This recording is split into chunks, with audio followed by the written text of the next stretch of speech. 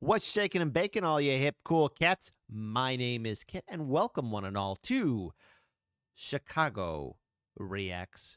Please be sure to like, comment, share, and subscribe, and hit that ring bell notification. That way, you're made aware when we upload new content onto our YouTube channel. And today, we have ourselves a fun video to react to. I'm actually looking forward to it. Really excited for it, actually. Because it has to deal with one of my favorite science fiction series of all time. That's right, if you were here with Chicago Reacts from the beginning, you'll all know that I'm a huge Warhammer 40K fan, okay? And it's always a special treat. And the thing is, when it comes down to Warhammer 40K content and so much more, I really do respect the lore and everything that it represents. So without further ado, this was actually requested by our audience as well for us to react to. And this video is titled The Imperium's 10 Worst Jobs, Warhammer 40K Lore and History by Luetin09, who has done phenomenal work. Now, as for all the videos that we react to, stuttered there for a moment, the original link is in the description box below. So there we go. So all the videos that we react to, the original content creators link is in the description box. So please, please, please, please, please be a hip, cool cat and support the original content creators because it's the right thing to do. It's a lot of time and effort is made into making these videos. And the correct thing to do is throw a like and a subscription and a comment for the original content creator. So please do that. Show some love, show some support. So there you go. But since I'm in charge now of the ones and twos, oh my goodness, what's going on with me? Maybe I need to get a job in the Imperium now. Yeah, let's go job hunting. Let's go job hunting in the Imperium. The Imperium's 10 worst jobs, and let's see which one will work out for us, okay? Let's go ahead and do that. Maybe we'll get some gainful employment from the Imperium of Man with the blessings of our glorious overlord, the God Emperor of mankind. So grab yourself a tasty snack and a tasty beverage, and let's get ready to play this video in a 3, a 2, a 1.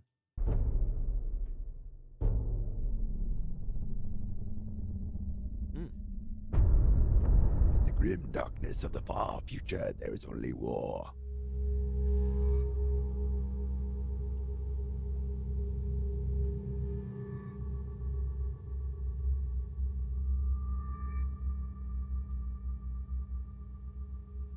When people forget their duty, they are no longer human. They become something less than beasts. They have no place in the bosom of humanity, nor in the heart of the Emperor. Let them die and be quickly forgotten. Holy Synod of the Adeptus Ministorum. Yeah. Be loyal to the Emperor. Chicago Reacts, after all, is a pro-Imperium of Mankind channel. Never once has there ever been heresy.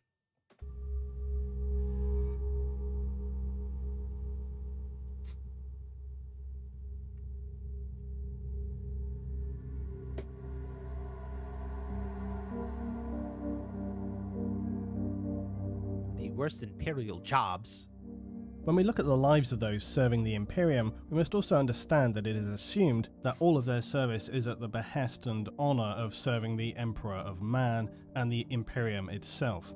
Now, while the official line from the Administratum would be that to give yourself in whatever means are required for the betterment of the Imperium is a noble cause, just and above all else a required task, it's worth remembering that these people are still humans serving in the Imperium, not superhuman Astartes or fanatical religious zealots, not cultish machine worshippers or drug-crazed hive gang members, just your average person trying to stay alive and do the best that they can. Now, while undoubtedly citizens of the Imperium know that they give to a greater cause and are indoctrinated from birth into the imperial truth, at the same time you can't escape the harsh realities of some of the worst jobs imaginable for those poor saps who end up designated with such a plight in the grim darkness of the 41st millennium.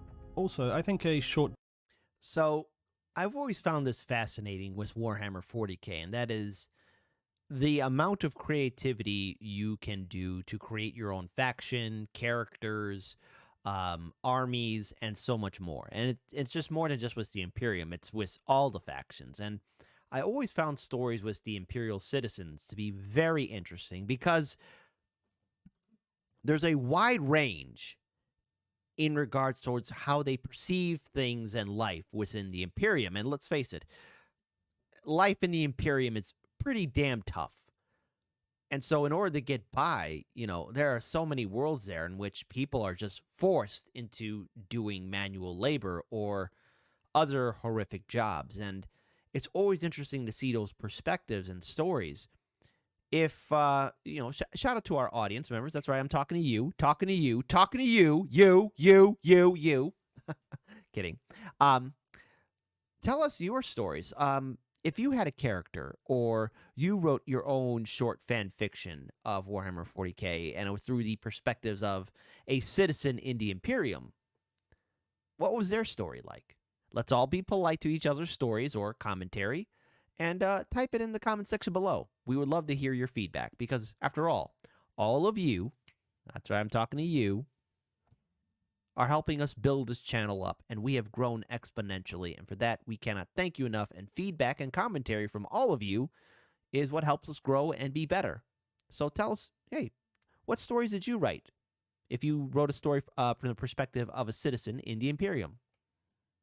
Disclaimer is in order. By our standards, most jobs in the Imperium are often not really what you would quantify as jobs. You might simply be compelled by your seniors toward a role that then becomes your lot in life. There's really no true unified or standardized currency system within the Imperium itself either. To do so would be challenging, if not impossible, given the distant scale and general instability of the Imperium as a whole. While hive cities, for example, may use credits within them, or other planets operate on a more basic bartering system, some even using coinage. There's also the throne gelt, which is likely as close to being a universal payment as exists, and this is often used by, say, rogue traders and inquisitors who are travelling between systems. Overall, though, there's no unified economic system. It's all based on tithes and requirements for the Imperium's needs. It's all fairly inconsistent. While some jobs are paid and unpaid, it's often unlikely that you're going to have a literal choice in what your assigned lot in life is.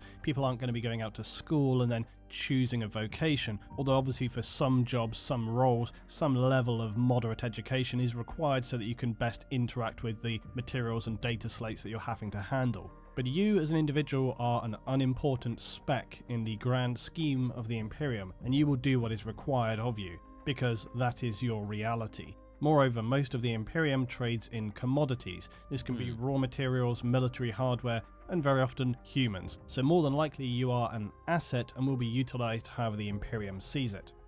Yes, the greatest resource in the Imperium is people. And that's interesting about the Imperium. Looking at it, you would think it's unified, but in all reality, it is a confederation that is surrounded by the idea of the God Emperor of mankind who sits upon the golden throne. Now, obviously, with the return of Reboot Gilliman, things have changed. There is now a true de facto leader. We also know that the lion has awakened from his catnap. And it's going to be interesting to see how those two will interact. No spoilers for the book that came out. I'm trying to get a solid copy of it, and I am failing miserably. The best way to visualize currency in the Imperium is that it's all system specific for the most part, and within a hive, for one, you are likely never going to leave, and so its credit system would be very specific to that location. There's no need for it to exist outside of that. Think of it like company money. You get paid by the person you're working for, who then also happens to simultaneously produce all of your other requirements. So you then are being paid by and paying back into that same company. It's a good way to basically regulate what the citizenry are using and ensure that everybody gets their fair or perhaps basic requirement share of things. Now you think you've got a worse 40k job in mind? Well, throw it down in the comments and maybe I'll include it in part 2 of this if I do a follow-up. And if you guys enjoy this and we open it up to even some more loose speculation for different parameters and different aspects of Warhammer 40,000, this could become an ongoing accompanying series. So now, in no actual order of horror, to begin with, servitors. Now, we won't get into here, within the Imperium, any advanced state of artificial intelligence is aggressively outlawed. So instead, Yeah, that's again. I've seen that character from the Dark Fortress. Curses upon the men of iron. How dare they betray humanity? The ingenious humanity of the future has found a fantastic solution to get around this problem, because we are, after all, always such great problem solvers. The solution? Well, as is always the case, there is a plentiful supply of human plebs, criminals, and general undesirables. So how about we part lobotomize them, hopefully they get the gift of being mind wiped, and then fuse what's left of their still living but now eviscerated carcasses into a somewhat functional cyborg. It's not really AI, and it's not really human. Problem solved, everybody's happy. Except likely the unwilling participants of becoming a servitor. Servitors are a vital part of the Imperium, carrying out tasks too dangerous or too enduring for humans to want to take on the role. Although if What a god-awful nightmare to be a prisoner within your own body, your own flesh. no servitor were available and push comes to shove, you know that somebody's going to have to install that hyper-dangerous fuel system, and it's not going to be any officer types. While servitors are questionably necessary, they are a sad and incredibly depressing portrait of the dark future. And it's very questionable, given the fairly immoral state of humanity in the 41st millennium, just how well lobotomized these individuals are if they're not mind-wiped. Okay, I know that's not from Warhammer 40k. That scene is from Fire in the Sky, I believe, that film where those aliens abducted that tree worker guy, and they were doing all those surgical experiments on him. Yeah, disturbing film. Servitors, while carrying out their instructed functions, if left to their own devices, have been seen to become confused and disorientated, sometimes found in a lost corner of a starship or missing in the maze of a hive city, babbling to themselves with a sea of incomprehensible speech, with perhaps some scant details of their former selves and former lives, perhaps trying to formulate some cognition or sense of who they were before. Worse still, we hear stories of people who undergo surgery appearing to be under anesthetic, but are in fact just paralyzed and fully conscious. So it broaches the possibility that some or even many servitors are actually fully aware of the lives they are living and with full awareness and memory of even their former lives, but who then simply lack the ability to speak or even control their own bodies, trapped in a silent, monotonous and potentially unending agony in the prisons they have been physically melded into. And what glorious service to the Imperium. Now I feel awful when I was playing Warhammer, the first one that was okay, so we all know there was Dawn of War, the first game was when you plays the everyone's favorite thieving magpies, Magnus's bastard children. I mean, oops, the Blood Ravens. Leave me alone, Gabriel Angelos. I have occasionally, on one or two moments, sent a servitor to his death. I'm not sorry, but it was glorious service nonetheless, right? Oh God, what if they were still self-aware of who they were? How dare the commander tell me to do this little patrol? One of probably the most common and unpleasant tasks to partake in within the Imperium would be working in its vast factories. Planets with hive cities will usually be spattered with important resources, and their factories will then churn out any number of processed materials necessary for the functioning of their hive and or required by order of the Imperium off-world. The administrators and governors will not care how these orders are fulfilled, only that they are completed on time as required. This subsequently means the conditions for workers are just about as awful as you could imagine. Toxic, acrid air, long 20-hour shifts, token pay, and squalid, cramped living conditions. Still, for most people at this level of 20 hours? Oh, yeah, anyways. Hey, as far as I'm concerned, I'm surprised it's only 20 hours. I bet hey, hold on, to the real Warhammer 40k experts. Like, I know I'm a fan. I would say I'm in between like someone who's knowledgeable with Warhammer 40k and somewhat of a normie. But to the true initiated, what are some of the planets that have far more grueling hours? Because I'm willing to bet like there are some manufacturing worlds, some war worlds that have people working 40 hours. If you do know said worlds, type them in the comment section below. And no, we will not include heretical chaos worlds. Go ahead, include the heretical chaos worlds anyways. Of society, it's probably the best they could hope for. Upward mobility is not a thing, and the only other options being to slip into vagrancy and an underhive of horrors. Even then, this is a class of citizen who no one will blink an eye if somebody goes missing for whatever horrible reason, and still grinding day after day in a factory of hot, dangerous, and likely condemning you to a slow, agonizing death as your body is ravaged by fulfilling your work quota, coupled with the slow poisoning it receives every day, is hardly an appealing alternative, but it's the best that many can hope for. Yep. An Imperial Guardsman. Now, while a Guardsman is... Excuse me. It is glorious to serve in the Guard. The Guard stands. The Guard is what is the Imperium. Brave, noble citizens. You know, I did react to a Warhammer 40k fan film trailer, and in that trailer, one noble and very pious guardsman said, "Oh, the Emperor doesn't care about us for this job here. We're just simple guardsmen." No. The Emperor cares about all of his guardsmen. The Emperor watches upon his Imperial Guard and smiles with pride as they take care of the Xeno, the mutant, the heretic, the traitor. Glory be to the Guard and to the guardsmen who hold the line. They die standing. Long live General Stern. Long live General Lucas Alexander. And long live Van Stubbs, who is the actual real winner of Soulstorm. We don't acknowledge Dawn of War 3 on this channel.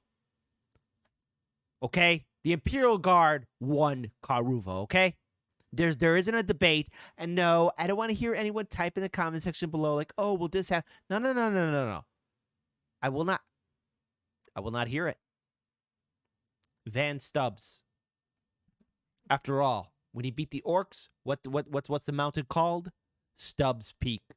Only the manliest of men are buried at Stubbs Peak. Debate me. Try it. You will fail.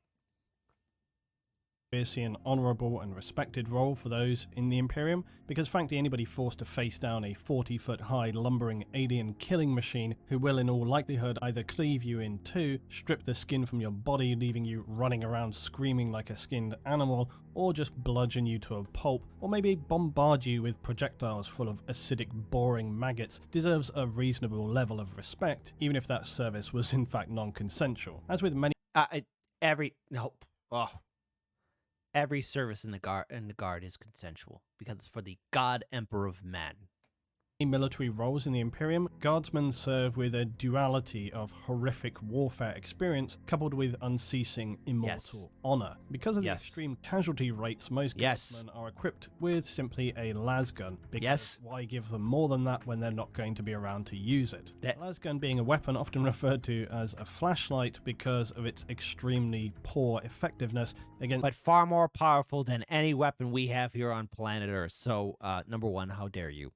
The severe threats faced by the Imperium. Other heavy weaponry for its soldiers are available, as well as some devastatingly powerful tanks, ordnance, and air support. The Bane Blade. By the way,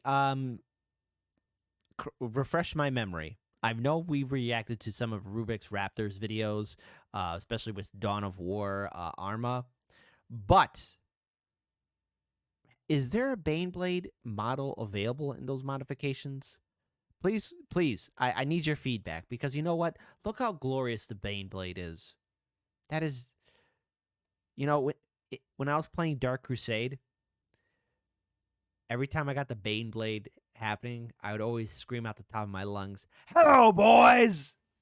And where that "Hello, boys" reference comes from is when, this was classic WWF's, now WWE SmackDown, when Stone Cold Steve Austin had glass in his eyes, and Triple H and Vince McMahon were taking him to the ambulance, and Triple H was inside the ambulance with Stone Cold, and they're all telling the driver to go, driver go, And it turns out Undertaker was the driver, and he screams out like, "Hello, boys!" and starts beating up Stone Cold.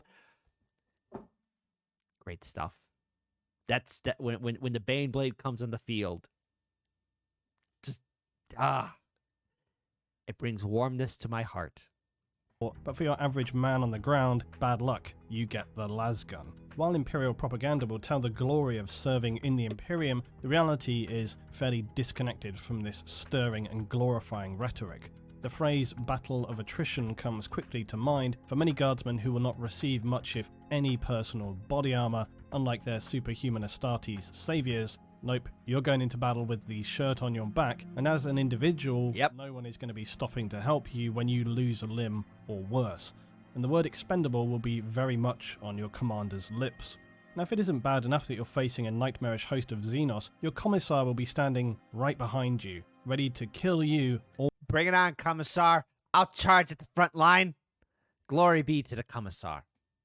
Or your newfound friends on the slightest hint of your hesitation, or perhaps simply to just motivate those around you. Unless you have qualified for a specialist division or an elite force within the Guard, you're more than likely going to become Operation Human Shield. And if by some miracle you manage to survive the horrific conditions of battling alien horrors with little more than a gun that shoots light, having watched many around you die in the most unbearable of circumstances, and then still have your sanity intact, not to mention hopefully not having your body be completely broken, there's nothing to say that an orbiting Astartes or Inquisition may not simply decide that things are not going quite as well as they'd expected, and decide that in fact an orbital bombardment might best serve the fast resolution of the situation, and your service is appreciated, Guardsmen. If you feel like you're having a bad day and want to voice your concerns to those around you, this is not advisable. Commissars will be standing by to silence you for potentially damaging unit morale, but like so many aspects of the Imperium, the most hollow element is the fact that in serving your family, your planet, and your Imperium,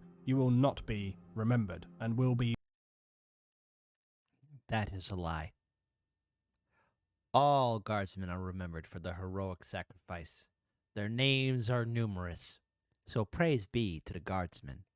100% left behind if the situation warrants it. You will not be receiving a flashy service or your family informed of your demise. You are but one of millions upon millions of soldiers, and while some planets are focused around specialist skills and military training, many more are unwitting or even unwillingly drafted. You will not receive special genetic engineering. You get your gun, your orders, and a direction to advance. Now get on with it, Guardsmen, before your own officer shoots you for failure to follow command. That's right. Ah, God, my favorite book for Warhammer 40k is, again, 15 Hours. That was the first book that introduced me to Warhammer 40k. I think I've mentioned it not only in previous videos, but in a live stream as well.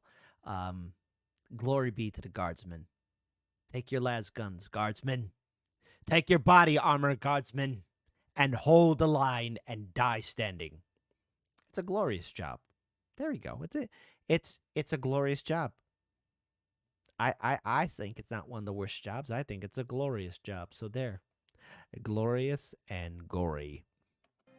Next, in direct contrast, is the dull monotony of bureaucracy. These are the grease and oil in the machine as an administrative scribe. While many lives in the Imperium are pain-ridden and lives of frustrating physical agony, there is an argument to be made that endless perpetual administration is equally unbearable. The role of an administrator or an administrative scribe is to perpetually carry out tasks that must seem simply entirely pointless in the grand scheme of things. Your daily tasks lost amid a vast ocean of information. Your whole being lost in reams and reams of paper trails, and even the purpose and intent of your tasks are potentially lost to meaning, or possibly even no longer required, having been long forgotten about. Billions of clerks, scribes, and general admin staff work tirelessly to manage the Imperium at every tier. Compared to others, this may seem like a sweet job to land yourself, but imagine having to do the same thing every day, without end, without opportunity, and without meaning. In many respects, it's the closest thing to hell for many. Nothing like being a glorified clerk. Now that's hell. You do nothing. Everything is the same.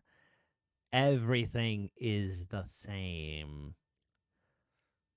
Ugh. Ew. How pointless.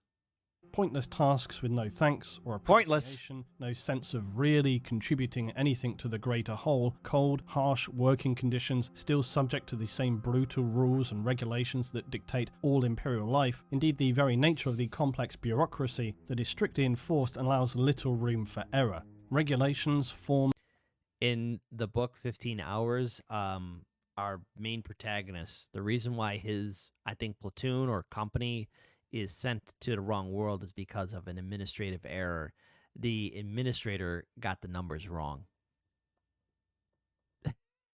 Oh, I shouldn't have said that. Spoilers. But again, 15 Hours, great book. I love it. It's grim, dark, and it's beautiful.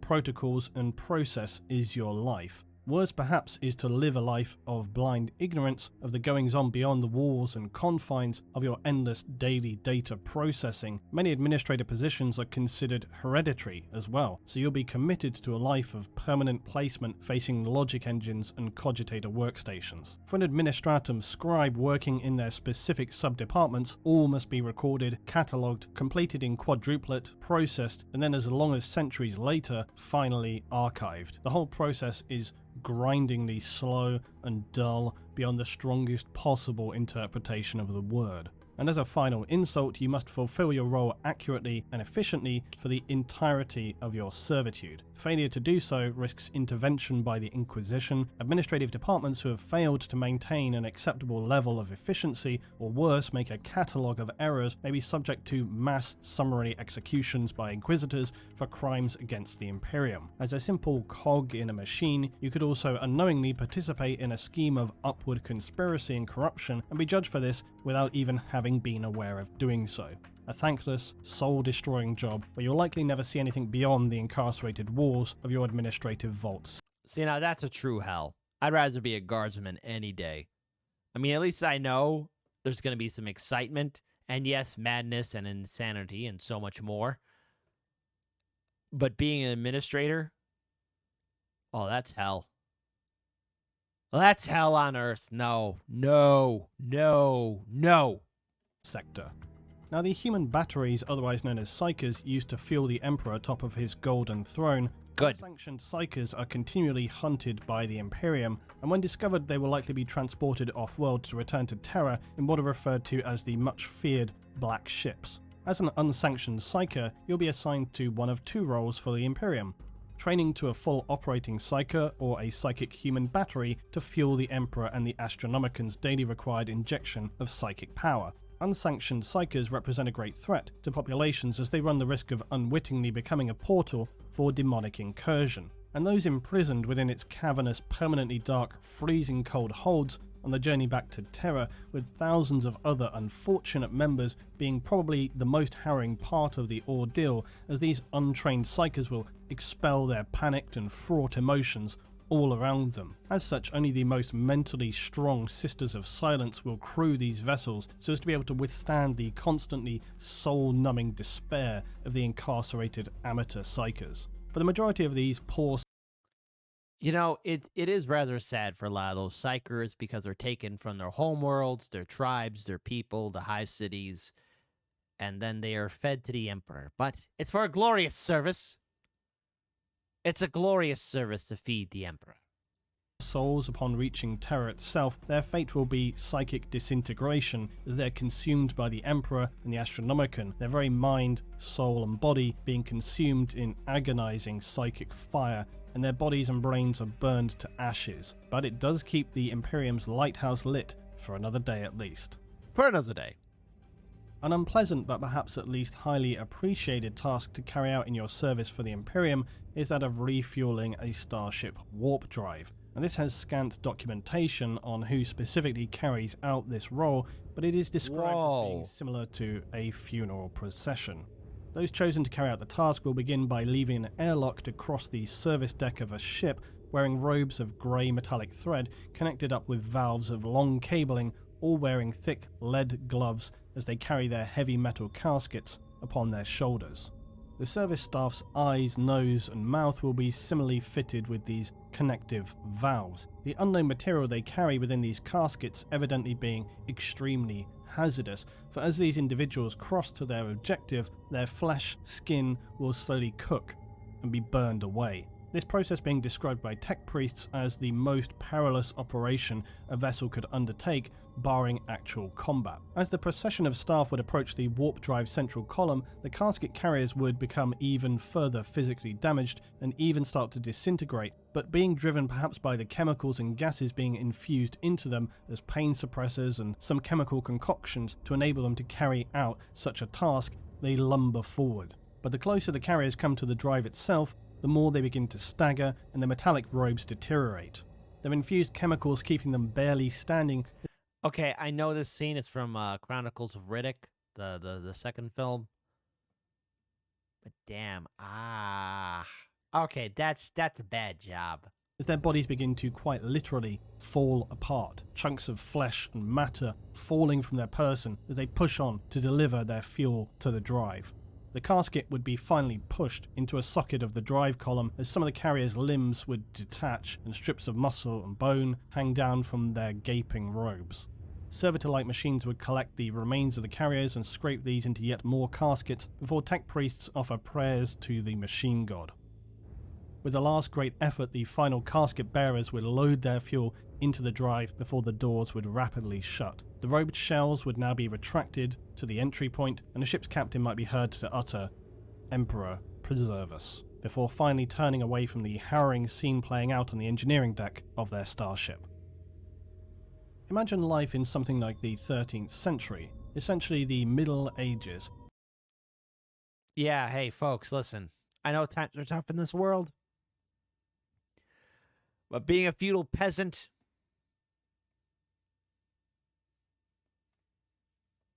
it wasn't good.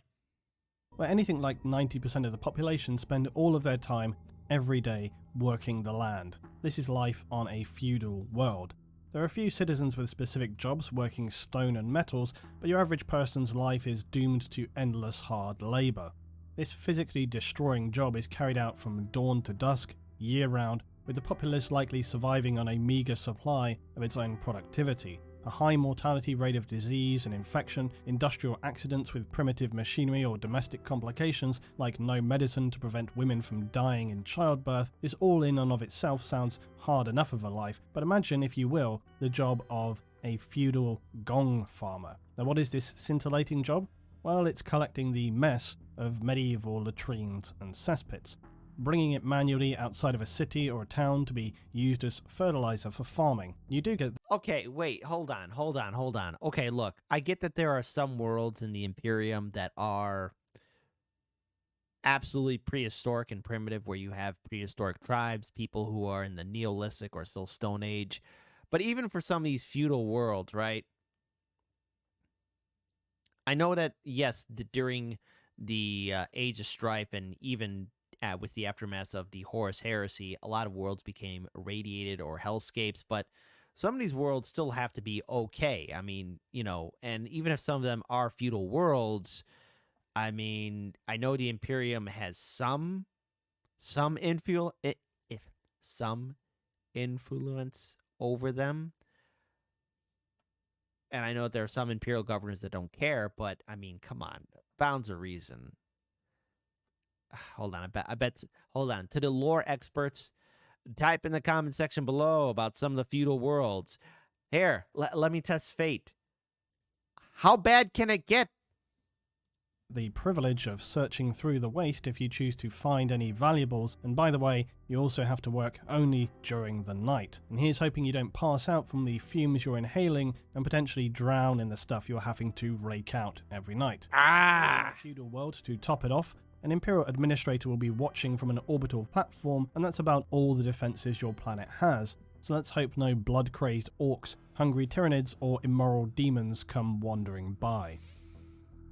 If you thought working a feudal planet or in a factory for material processing in a hive was bad, don't be so ungrateful, citizen. You have a privileged life compared to those poor souls working in agri-processing. While this is going to vary from hive planet to planet, some of the worst of this is processing what's referred to as corpse starch and ration biscuits, both unpleasant in their own way. As populations for the massive ecologies known as hive cities become quite... I know that some Imperial rations are just corpse Stark is actually just human. Yeah, it's not good.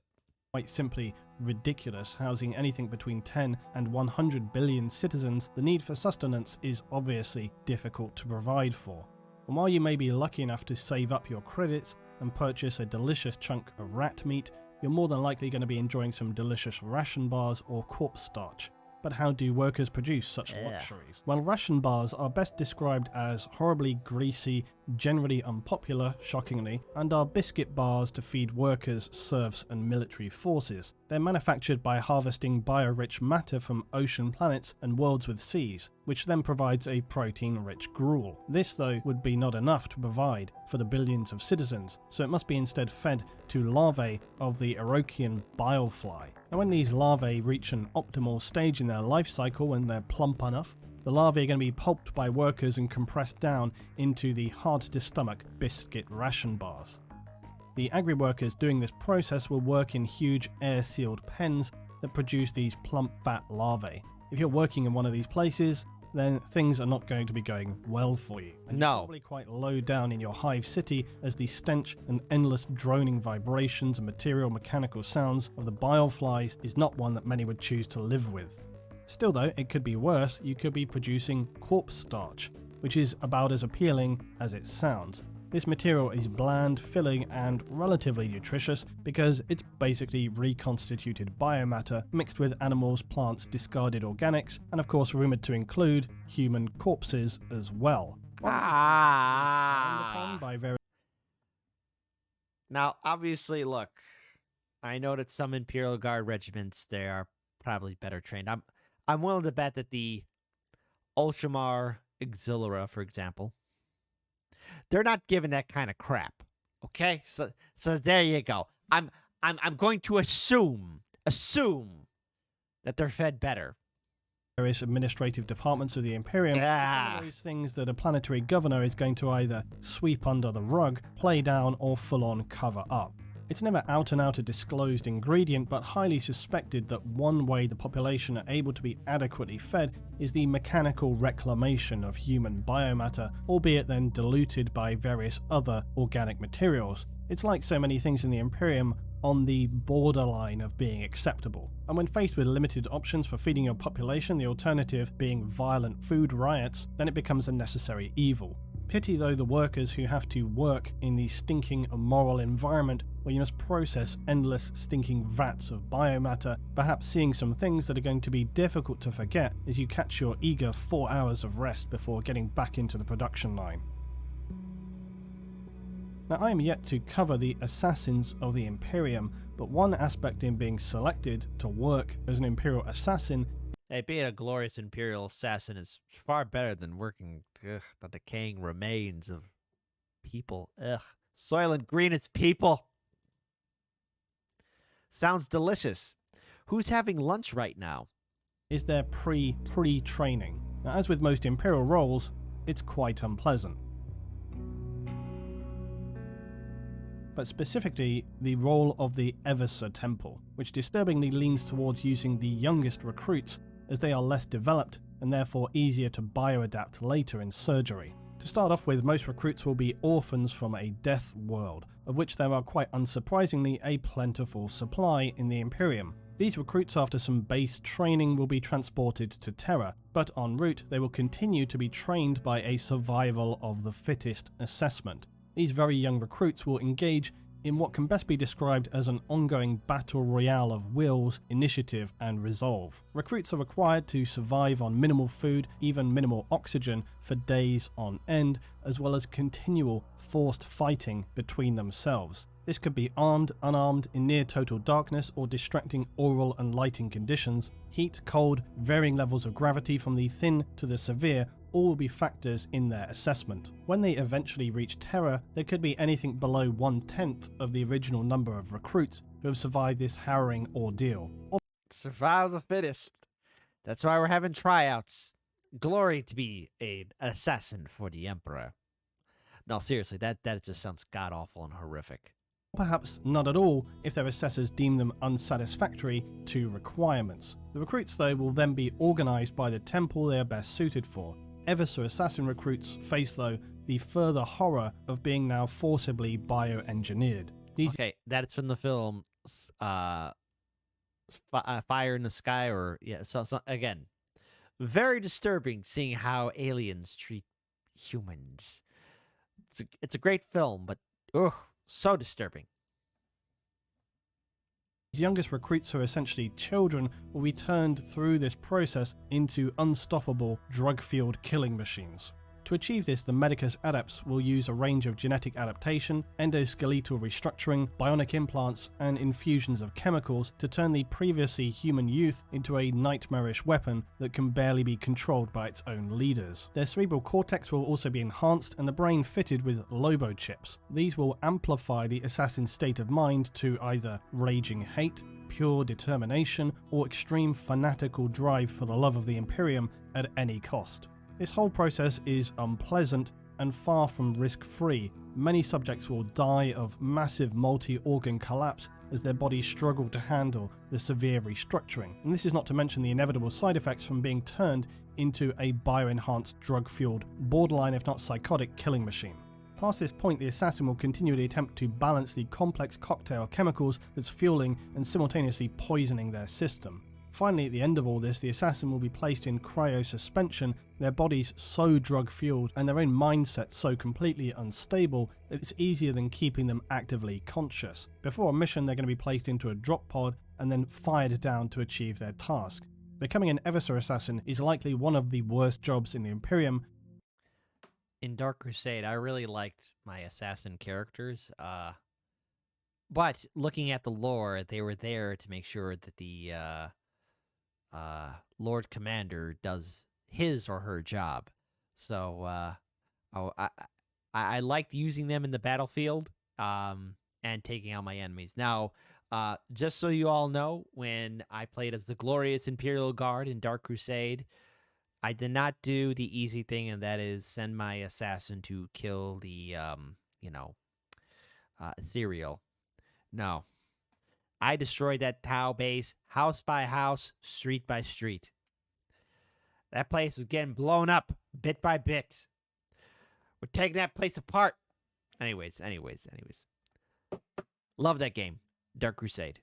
As your life is nothing but soul-destroying pain and servitude to be stripped of everything you were and used as an indiscriminate weapon of the Imperium. Now, penal legions are the dregs of Imperial society, so you can imagine these are some less than capable individuals. Gaunt's ghosts. There you go.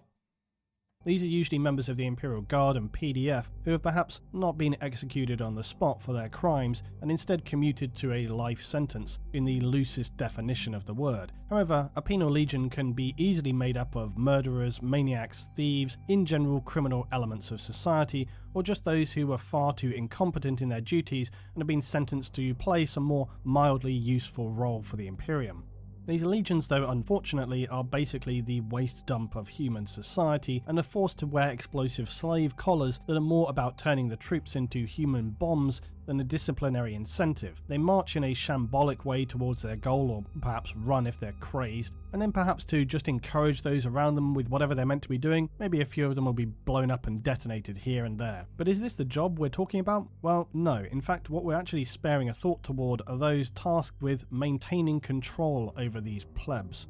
Penal Legion overseers essentially have the unfortunate task of herding a bunch of shambolic, potentially murderous and psychopathic cats. Some of the Penal Legion will relish their role and accept their death running headlong into the enemy, but others may fall into mental ruin, just falling to the floor crying, unable to move. Others may try to run away or simply just lash out and kill those standing around them. As frustratingly soul-destroying as such a task is, those commanding a Penal Legion are usually well versed in dealing out punishment, cruelty and incentives to their force, and will lay down brutal levels of discipline. Despite God, okay, now that's a nightmare job.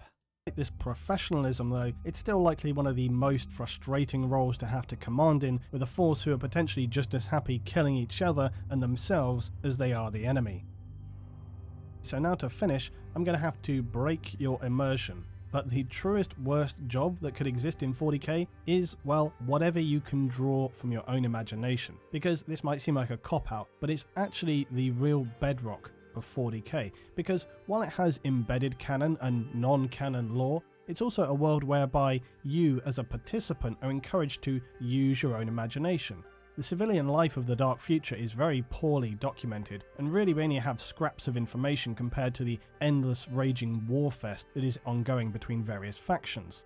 The civilian life of the Imperium is perhaps one of the most interesting aspects that exists in the 40k universe, and if Games Workshop will not expand upon it, maybe it's time we start doing so ourselves with some wild speculations and imaginings. The whole thing with 40k is that the Imperium itself is so fractured and spread across countless systems with vast distances in between, it's really hard to focus in on some of the details of different worlds. Now this has happened very, very slowly over time with little fragments of information, but some could be, for example, nightmarish gulags, while others could be verdant, lush garden worlds of pleasure. Others could be more Earth-like with all the complex goings-on of human life that this entails, or you could be living in a horrific hive city or toxic choking forge world. Or how about a planet that's being cut off from the Imperium due to a simple administrative error, forced to go its own way with the vague hope of one day being rediscovered if it's not destroyed by some other alien process in the meanwhilest.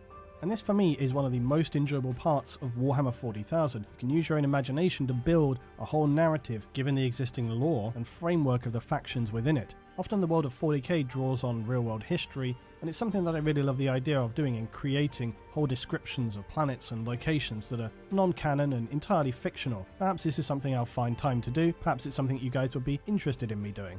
In the meanwhile, worst jobs canon or not, tell me down below what's the worst thing you can come up with. I'm probably going to regret asking that, but let's see. As always guys, thanks for watching and thank you for your support. I'll see you in the next one. Glorious. Glorious! Each man executed is a man who can no longer serve. To fail in the service of the Emperor is the greatest of sins. Leman Russ, Primarch of the Space Wolves.